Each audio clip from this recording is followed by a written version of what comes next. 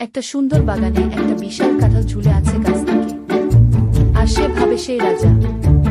রাজা কাঁঠাল চাপা গম্ভীরভাবে, আমি হলাম রাজা কাঁঠাল চাপা, এই বাগানে আমারই শাসন।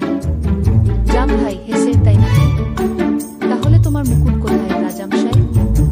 রাজা ঠোঁট ফুলিয়ে, আমার মুকুট, আমার কাঁটা, সবচেয়ে রাজকীয় কাঁটা। চিপচিপে পোকা হাসতে হাসতে, আজ গোটা বাগানকে বানিয়ে দেব চিপচিপে জোগাড়। সে গাছে গাছে জেলি ছিটায়, পাতা আটকে যায়, ফুলে প্রজাপতি আটকে পড়ে, কলা পিছলে পড়ে বলে ঘুঘু কাঠবিড়ালি গাছে উঠতে গিয়ে আটকে যায়।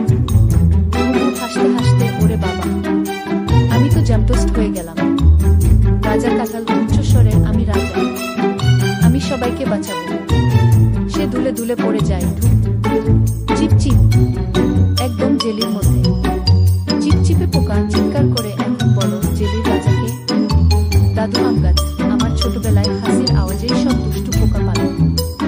জাম ভাই উজ্জ্বল মুখে, এই তো হাসলে পোকা পালাবে।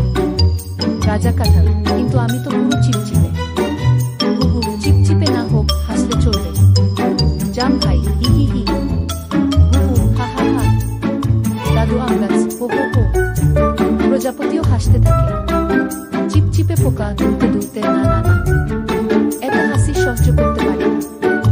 সে তার জেলি ট্যাঙ্ক ফেলে দিয়ে পালিয়ে যায়। চিপচিপে পোকা, হাসি নয়, কিছু নয়, কিন্তু হাসি নয়। জাম ভাই ঝাঁকি দিয়ে জাম ফেলেন, ঘুঘু পাঁচটা এক লাফে খায়।